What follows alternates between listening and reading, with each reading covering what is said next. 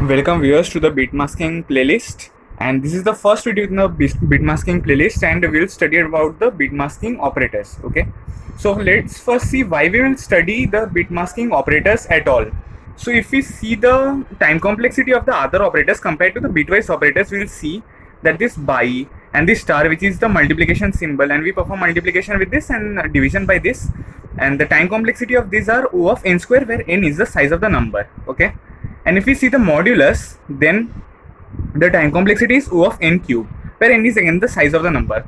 So if the number is of 4 to 5 digits, so let's say 10 to 11 digits, then the time complexity will be huge. But at the same time, if we see the bitwise operators, the time complexity is O of n. Okay, so this is the primary reason why we'll use bitwise operators in our program, so that we can reduce the time complexity, and these bitwise operators are very fast. So today we'll study how these bitwise operators work with the help of some tables. Okay, so let's first see what are the bitwise operators. The bitwise operators are bitwise AND, then bitwise OR, then bitwise XOR. Then there are these left shift operators and these right shift operators. Where in whichever direction this pointed portion is pointing is the type of that operator, which means it is this pointed portion is towards the left, so this is the left shift operator, and this pointed portion is towards the right, so this is the right shift operator. Okay, so now we will study some tables and we will see how this AND, OR, and then XOR works. Okay, so I'm writing this as AND, here is OR, and then XOR.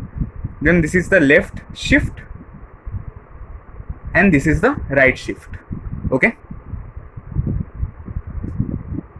so now we'll make a table for both and then OR and then XOR. Okay, so we'll make two columns first, which are these two numbers A, B. Then we'll do A and B.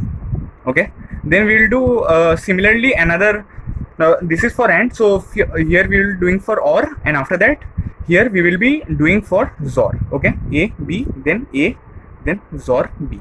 Okay, so the first rule of making these tables is write all the binary numbers. Okay, so whenever we are writing a normal number, let's say 69, they're in the decimal system, so they have a base 10, and whenever we are writing a number in the binary system, they have a base, let's say 101, which is 5, they have a base 2. Okay, so in this way we will be, these are the binary system, so we'll write only the binary numbers which are 0 and 1 in these tables, because these bitwise operators work only on these binary numbers. Okay, so now let's see how we make this table. First we'll write two zeros, then double one. Okay, then 0 1 0 1. Similarly we'll do everywhere 0 0 1 1, then 0 1 0 1. Okay, then 0 0 1 1, then again 0 1 0 1. Okay, so what is the logic that you need to keep in mind while you are doing A and B? Okay, so take this A and B as like A dot B. Like what is 0 into 0 in the real mathematics? It is 0. 0 ones are 0. 1 zeros are 0. And what is 1 ones are 1. So this is the table for A and B. Okay, so whenever there will be two ones, which means whenever there will be true and true both these numbers, then only the output will be true. Otherwise in every other case the output will be false. So what did we understand? Whenever the two numbers will be 1 and 1 or true and true, then only the output of A and B will be 1. In rest of the cases the output will be 0. And how to just for our own explanation or own understanding, we can make this table. We can write 0 zeros as 0, 0 ones as 0, 1 zeros as 0, and then 1 ones are 1. Okay, and this is the way we used to learn normal multiplication A dot B. So now what happens is this OR. So the logic works in that way is, if there is just 1 1, okay, if there is at least 1 1 in either of A or B, then we will make the output as 1, otherwise the output will be 0. So is there any 1 in this row? No, there is no 1, so the output will be 0. Is there any 1? Yes, there is 1 in B, so the output will be 1. Is there any 1? 1, yes, so the output will be 1. And here, is there any 1? Yes, there are two ones, we required only 1 1, so now the output will be 1. Okay, so I am making these columns very short, but there are many people who include three numbers also, like A, B, and C. And then what will be there in the A column? There will be 0 0 0 0 1 1 1 1. So instead of two zeros, there will be four zeros and then four ones. Similarly, then the B column will be 0 0 1 1, and then C column will be 0 1 0 1, in that way. Okay, so if you want to make three columns, then also you can make this operations can be performed on any amount of any number of numbers. Okay, but for the sake of convenience, I am taking just two numbers. So I hope these two logics were very clear, where A and B is also written as A dot B, and A or B is also written as A plus B. Okay, so what was the logic in OR? If either of the numbers is 1, then the output will be 1, else the output will be 0. And in A and B, if both the numbers are 1, then only the output will be 1, else the output will be 0. So now there is a special logic for XOR. The logic is that if there are odd number of ones, then only the output will be 1. Okay, so where we can see odd number of ones in this row, so the output will be 1 here. Okay, similarly, if there were 3 columns, you would have always seen that if there are odd number of ones or not. Okay, so here there are even number of ones, so the output will be 0. So here there are no ones only, so the output will again be 0. So there has to be some 1 and odd number of ones. Okay, so here the logic is odd number of ones in either of this row. Okay, and here the logic for OR was that there has to be at least 1 1. Okay, and what was the logic in A and B? That both has to be 1, then only the output will be 1. Okay, so this is the way we perform the bitwise operations with the help of AND, OR and XOR. Okay, so one observation that I would like for you to make is that when both the numbers are equal, then the output is 0. Okay, when both the numbers are equal, like for in this row and this row, then the output is 0. That is the observation I wanted you to make. Okay, and if there is if there are 0 and 1, then the output will be 1. But the observation that you need to keep in mind, that if there are two same numbers on whom the XOR operation is being performed, like 1 XOR 1, then the output will be 0. Then 0 XOR 0, the output will be 0. Okay, so this was all about AND, OR and bitwise XOR. So now we will study about the left shift and the right shift operations. But before that, we will see how to convert decimal to binary and binary to decimal. Okay, for example, we have this decimal 5 and we want to convert this into binary number. So what we will do? We will do something like this: 2 2s are 4, and then the remainder will be 1. Okay, if we write 5, then 2 2s are 4, and then the remainder will be whatever will be the remainder, we will be writing over here. Okay, then 2 1s are 2, then what is the remainder? 0. Now we will go from bottom to up. So what is the for this decimal representation of 5, what is the binary representation? The binary representation is 1 0 1 2. Okay, so now let's see for some other number. Let's say for 6 we will see. So 2 3s are 6, the remainder is 0. Then 2 1s are 2, then the remainder is 1. Okay, so now whenever there is 1, you can stop. Now if we write this, then the output will be something like this: 6 base 10 is equals to 1 1 0 2. So in this way we convert this decimal to binary representation. Okay, so now there is just some shortcut for this. So first what you need to do is that you write the powers of 2 starting from 0. Okay, what is 2 to the power 0? 1. Then what is 2 to the power 1? 2. Then what is 2 square, which is 4. Okay, just keep multiplying 2. Then we multiplied with 1 2, it was 2. Then 2 2s are 4. Then 4 2s are 8.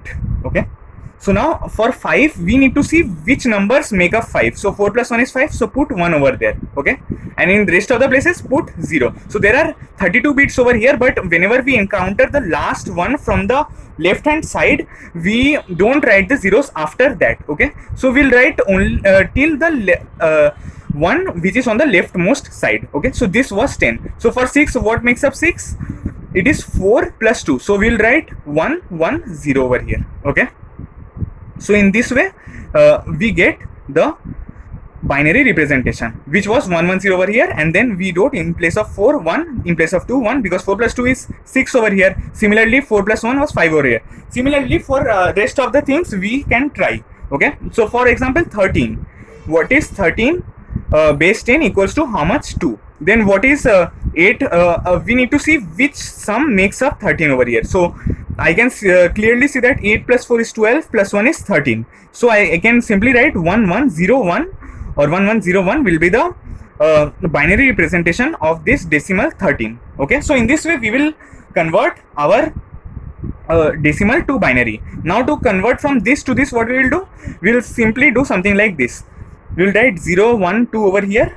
Then we will do something like 2 to the power 0 into 1 plus 2 to the power 1 plus 1. The powers will keep increasing. Then plus 2 to the power 2 into 1. Okay, so from where this one is coming, from here. Okay, from where this should have been 0 over here because there is a 0 over here. Okay, and then from where this one is coming, again from here, and the powers will keep increasing. So if we perform this, what will happen? What is 2 to the power 0? 1 into 1, which is 1, plus 2 into 0, which is 0. Then what is 2 square? 4 plus 1, which is equals to 5. Okay, so from binary to decimal we have got our value. So similarly we will do something from 110, which was 6. So now let's see with our logic we will get 6 or not. 0 1 2, then 2 to the power 0 into 0, plus 2 to the power 1 into 1, then plus 2 to the power 2 into 2. Okay, so these powers will keep increasing and we need to multiply with whatever digit will be here. We will need to go from right to left. Okay, in 5 also we are going from right to left. So what is 2 to the power 0 into 0? This is 0 plus 2, and then what is this 2 square? This will be 1 because there was 1 over here. Okay, so 2 plus what is 2 square? 4. So it will give us 6. So in this way we have seen how we can convert this decimal number to binary with the help of this division method, and also with this shortcut method by writing the powers up to 1 2 4 8 and then converting it quite easily instead of performing this division method. And also we have seen how to convert this binary number to the decimal number by writing the indexes below and then performing the operations just like we have done over here. Okay, so now we will see how we will do the left shift and the right shift. So before that I will just tell you some formula for this left shift and right shift, and then we will see the working. So here left shift and here will be right shift. So now if I am doing A right shift B, then this means is equals to A into 2 to the power minus B. Okay, and if we are doing A left shift B, then we are doing A into 2 to the power plus B. Okay, which means 2 to the power B. So we will see how that works. Let's take an example. For example, we'll see with 5. If we do 5 left shift 1, so what does that actually mean? So first what we will do, we'll write the binary representation. So what did we learn from what is the binary of 5 over here? 101. So I've written 101 and this is the leftmost one. So we'll ignore just the rest of the zeros. There are 32 minus 3 zeros over here, which are 29 zeros over here. We'll just ignore because we can't write so many zeros. So we'll write the actual binary representation of 5. Okay, then what does left shift 1 means? That we will move each bit by 1. Okay, so now the binary representation will look something like this: 1 0 1 0. Okay, so now if we see the output over here, we'll do 0 1 2 3. Okay, so just the way we converted from binary to decimal over here, we'll convert this binary number to decimal over here. So what we will do, we'll move from left to right. So we'll do 2 to the power 0 into 0 plus 2 to the power 1 into 1 plus 2 to the power 2 into 0 plus 2 to the power 3 into 1. So I'll cancel these 0 terms because anything multiplied by 0 is obviously 0. Then 2 plus 8 is how much? 10. Okay, so now let's see whether this formula is working or not. So A left shift B is A into 2 to the power B. So what is 5 left shift 1? It is 5 into 2 to the power 1, which is 10. Okay, so with the help of converting from this binary number to decimal number also we have seen, and with the help of formula also we have seen that this is how the left shift operator works. Okay, and similarly for the right shift operator, what we will do, if we do 5 right shift 1, which means that if there was 1 0 1 and rest of the zeros, so now the right shift 1 will mean that this one will get removed because this is the last most bit over here, and then 0 1 and then rest of the zeros over here. Okay, so now we'll also convert this binary number to decimal number. So what we will do is that 2 to the power 0 into 0 plus 2 to the power 1 into 1. So what is the answer over here? It is 2. Okay, so now let's see whether this formula gives us the same answer or not. So what is 5 right shift 1? It is 5 into 2 to the power minus 1. Okay, so how much is 5 by 2? It is 2, which is exactly the same as this. So this is how left shift works, and this is how right shift works. We in the left shift we shift the bits by 1 place, and in the right shift we shift the bits by 1 place. With the help of the formula we can directly get the answer, but if we want some better understanding we can also do this. Okay, so what all did we learn today? First we saw what is the time complexity, over here, and then we saw that how to make the tables for AND, OR and XOR and how this works. And I also gave you some easy explanations for your own understanding, that whenever there will be both 1, there will be 1. When there will be at least 1, then there will be 1 as the output, and then here if there will be odd number of ones, then the output will be 1. Okay, and then we saw how to convert decimal to binary and binary to decimal over here, and also gave this shortcut of converting the decimal number into binary numbers, and also binary to decimal we have seen over here.